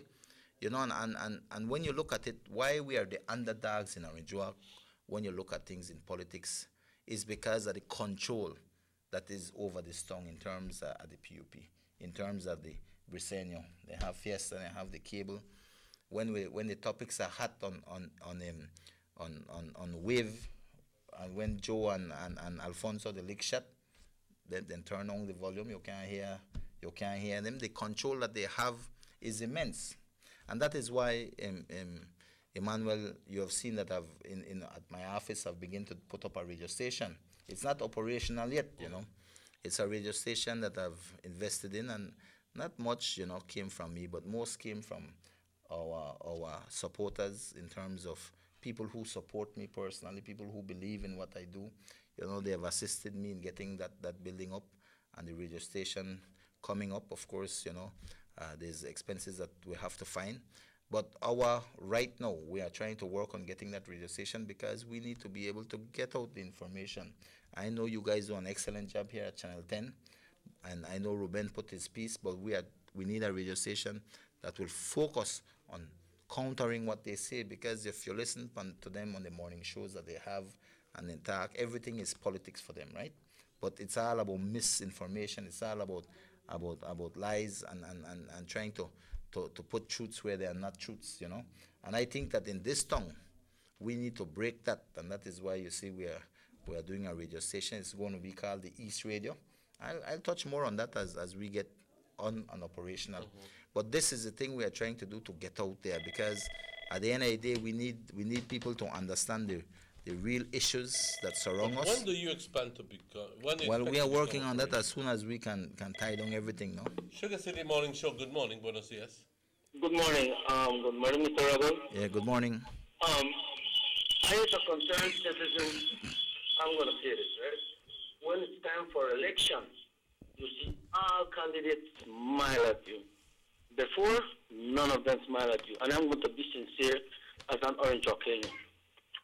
4 candidates that I have known before election, during election, and after election have that charisma to serve the people. Mr. Philip, Mr. Williams, Ms. Rosella Rana, and Mr. Matt Bull. There are 4 persons that before elections, during elections, and after elections, these people win or lose, they still smile at you, they greet you, whatever. But the rest candidates of both PUP and UDP, right now they smile at you. After, they don't even turn back and look at you. They are bragging or whatsoever. I believe that if you know you are a politician, win or lose, you should always be greeting people wherever you meet them. Right now, I'm going to be sincere. In Ochobenke, both parties have forgotten totally for Ochobenke. They are concentrated on Central and on the East. It's true that Ochobenke doesn't have that quantity of voters that both East and Central have, but we have voters, and each and every vote counts on election day. Absolutely. Why only on election day they will remember Ochobenke. Thank you very much, and may you have a nice day, and may this election be a peaceful one, and whosoever wins, let's continue the progress in Orange Walk. Thank you very much. Thank you, Carla. Thanks to you, sir. And he's absolutely right, you know. I will tell you, I mean, you say getting into politics, I will speak from my own personal views because, you know, and experience. Because when you get into politics, it's about commitment. This ain't no easy, you know. Politics is a tough thing. And it's tough for people who sincerely wants to make a difference, people who sincerely wants to ensure that we move our country forward. It's not easy. I tell you, politics is tough business. And I tell you because I live it every day. You know, you have to make sure that time you have to give, you have to do there. And we, as a politician, we have to do our best for, you know, because we are there for the people. You know, and we can never forget that. We always have to. And I always say, you have to be you. You have to always be yourself. I mean, so you hear the public, you talk to them, you know, and listen. You have to listen and do your best to try to help. Because I will tell you, there's a lot of needs out there. There's a lot of things that people need. Sometimes they're not much, you know, but you have to listen and be there. And these things Sometimes take time. people only want to be listened to. It takes time and it takes effort. And if you are truly committed, I'll tell you, to a large extent, you have to forgo your family.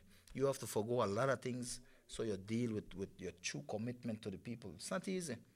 But you have to do that, and I've always told people, I'm committed to this country.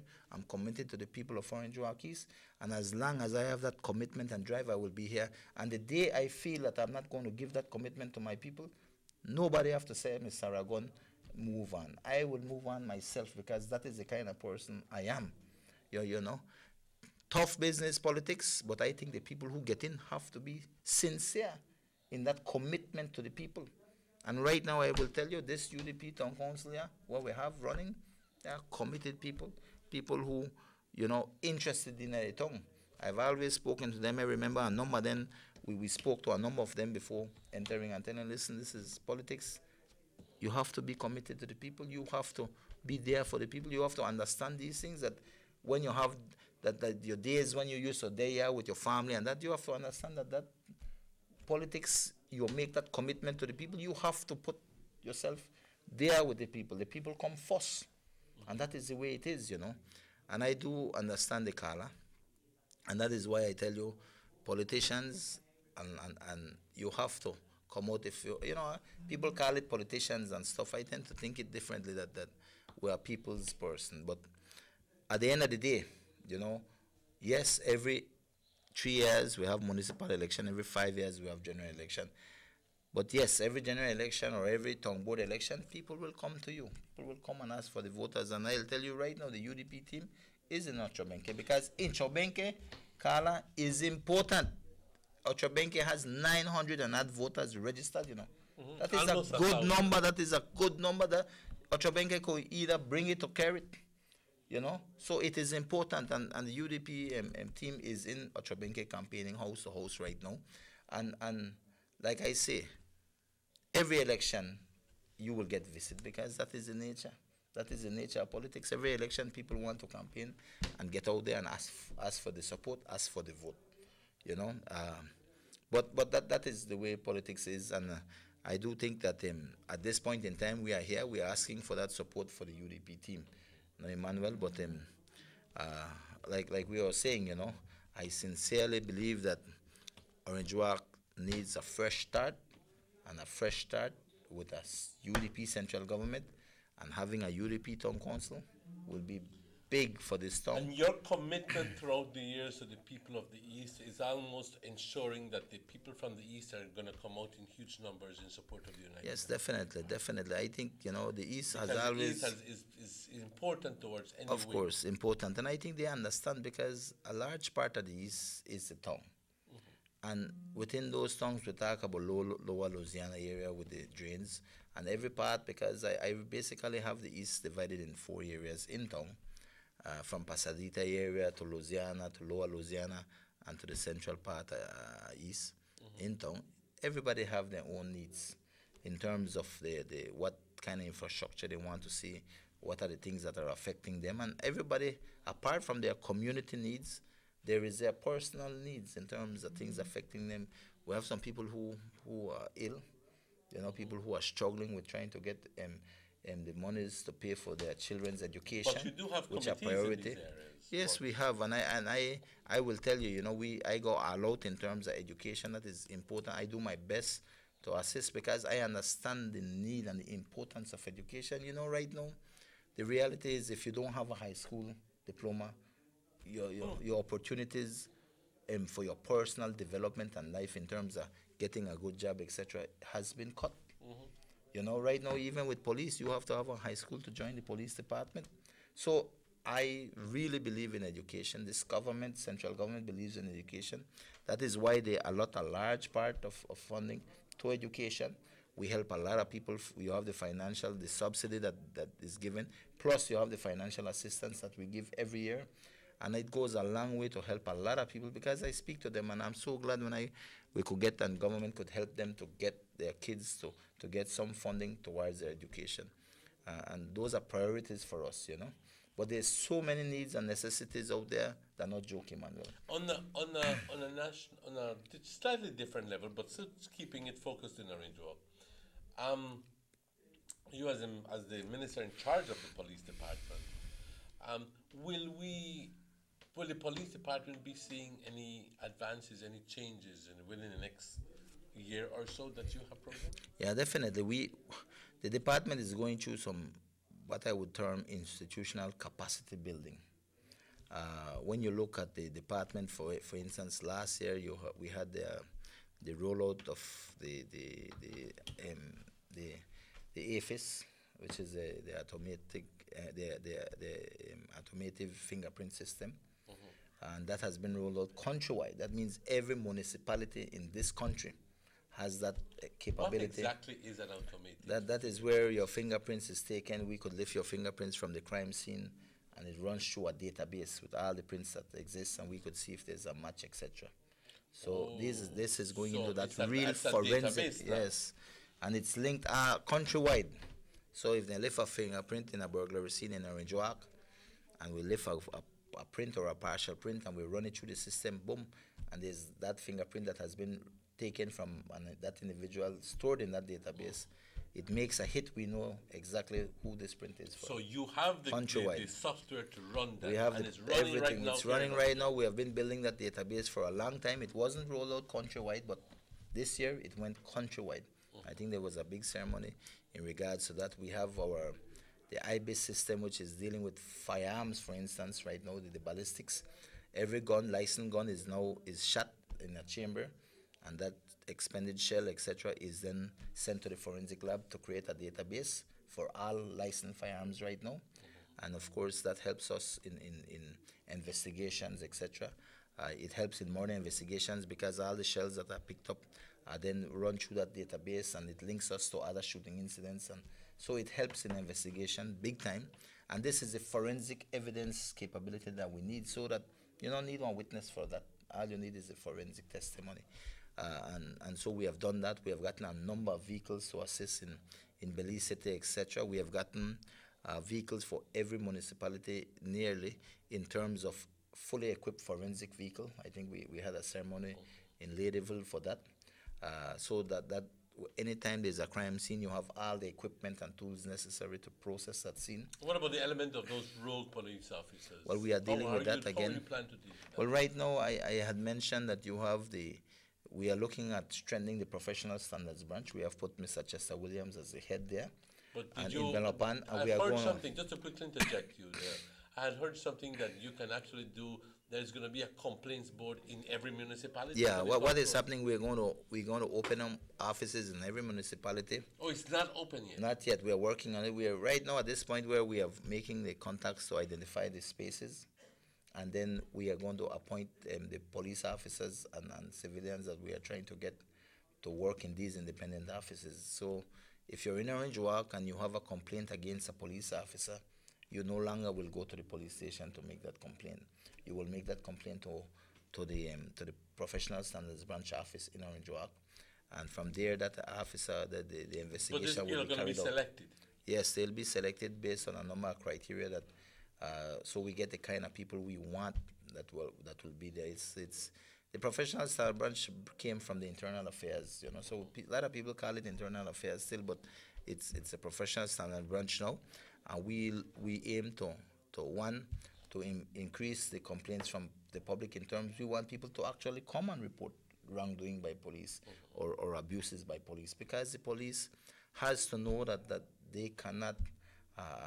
They are there to enforce the law, but they are not there to break the law, and it will not be tolerated to deal with corruption, etc. So that is what we are rolling out this year, in terms of having strengthened up, identifying those offices, identifying the people that will work in those offices, etc.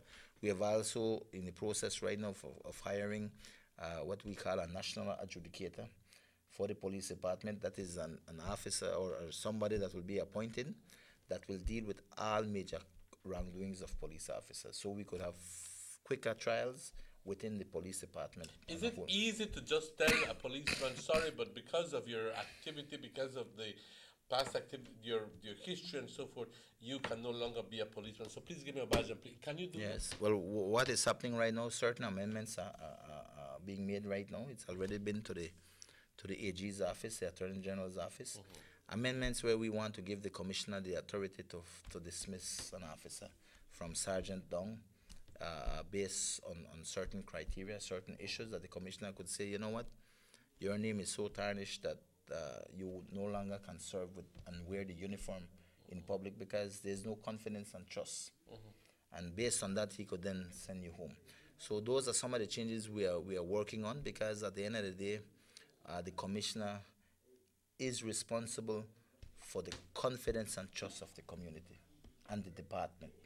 And so he has to ensure that he has a clean department. And of course, I'm not going to sit here and say we have a perfect department. We have cops who have issues. We have cops who do wrong, cops who are corrupt, cops who collect on our checkpoints, etc. But those are things that we are working against. And all we ask from the community is for them to report these things to us. Is the Farid Ahmed case about to be closed, or is it just about? Well, I think the investigations were ongoing with that. I know the commissioner had received some reports in terms of the telecommunications aspect of things, the messages, etc. We wanted to confirm. Can you divulge what it was? Well, at this point in time, I know that I don't have all the details. I know that the commissioner had gotten that the results of that, and from what I get to understand is that there was no messages, etc. But I think commissioner will do some kind of press release of that in regards to that, no? But to a large extent, we have a long way to go in this police department, A lot of people look at the police department and says, oh, what is happening now, that it's a problem for the police, that the police not do their job, or the police this and the police that. But we tend to forget that when the police interacts and deals with people who are committing crime, it is because everything has failed that individual. And then the police is the law. We have to enforce the law. So when we deal with a problem out there, or there's a shooting incident, and that, it's not the police that went and created that problem. It is a problem that a crime has been committed. Police have to deal with it. But the problem of policing in terms of all the problems we have is not only a problem for the police, it's a problem for our communities, When you look at these individuals, you have to say, where did the community went wrong? Where did the government went wrong? Where did the police went wrong? Because these people, they come from our own communities. They are families, they are friends, people we knew in our neighborhood. Where did the system go wrong? Because it's not only a matter that, that the police problem. So reflection on our own selves. Yes, of course. I mean, somewhere that child went astray.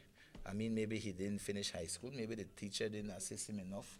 Or maybe the principal kicked him out when he should have took him under his wing. We don't know. Maybe the churches have failed in giving him that moral fiber. You look at that other things, maybe the environment, the socio-economic condition where he lives, maybe he's not eating right, maybe, I mean, there's so many things that has contributed for him to commit a crime. And when he commits a crime, then that is where he bucks in with the law. Because the law is the last step. And so when people say, oh, that's a problem with the police, it's not a problem of only the police. The police is about enforcement of the law, etc. It is a community problem. It is something we have to look keenly, look at this, what is happening, and look at the strategies. And that is why I appreciate the UDP government. I mean, when you look at education, that is our major influence in not seeing people get involved in crime. And that is why when government's budget goes, a large part of it goes to education. I understand why, because going to education, you empower that person to finish a high school, to get a job or continue to sixth form. It helps everybody along the educational ambitions. Understand and you get that, then you could do better and be a productive person in our community. Because I will tell you, a majority of our people who are involved in crime in the streets of this country, if you look at it, a lot of them never finish school, right? They never finish school and then come from areas who, I'm not saying that we have people who have education but they still commit crime. We have all of those things. But I tell you, the challenges for policing is great in this country. But this year that has gone by, 2017, I will tell you, a lot of institutional capacity building has been done. And we are hoping that will pay dividends in the very short and long term. And as we progress, of course, the police department will have to look at its strategies, etc., and see how we progress. So I'm confident that I'm not going to say we won't have challenges and issues and flare-ups, but the thing is that I'm hoping that the police department, for the breadth and length of the year, will see a reduction in crime. As well, we have always seen reduction in the major crimes, but the areas in terms of murder, etc., I'm hoping we can bring that down, Well, Minister, it's about that time, but I want to thank you. We barely have a minute or two. So I would like at this moment to thank those people behind the controls, and I'd like to thank you again. But more importantly, I'd like to thank the viewers and the listening audience, todas las personas que nos escuchan o nos ven a través de Nortevisión Canal 10 o nos escuchan a través de las dos estaciones de radio que nos están pasando simultáneamente. Muchas gracias por su audiencia, muchas gracias por su participación. Compañeros, ha sido un gran gusto tener al ministro Elodio Aragón y esperamos que en el futuro cercano podamos contar con más de su presencia y vamos a poder, obviamente, tener una mejor relación. Pero sobre todo, compañeros, recordarse de que este 7 de marzo, que escasamente son 6 semanas, entre 6 semanas, escasos 6 semanas, cuando vamos a tener visitas de distintos partidos, vamos a tener combates de distintos tipos de pensamiento. Simplemente hay que recordar que es lo importante, ver un poco más lejos que de nuestras narices y decir qué es lo que beneficia al pueblo de Orange Walk. El pueblo de Rock se ve mejor beneficiado teniendo un concilio del United Democratic Party, porque así es que trabaja con el gobierno central y ya luego entonces no tenemos que estar llenos de envidia al ir a otros lugares y ver cómo otros lugares han estado desarrollándose y decir, aquí en Orange Walk podemos tener lo mismo y hasta más y más, y no tener personas que dicen, no necesitamos esta persona y no necesitamos la ayuda de esta persona. Al contrario, a él no lo necesitamos, pero sí necesitamos desarrollar para el pueblo de Orange Walk. Muchas gracias, ministro. Thank you very much. Thanks, man. Y compañeros, son las 9 de la mañana. Nos vemos. Muchas gracias por su participación. Nos vemos mañana a la misma hora. Y nada más recordándoles de que este show repite hoy por la noche a las 9 de la noche. Compañeros, se cuidan y tengan un bendito día a todos.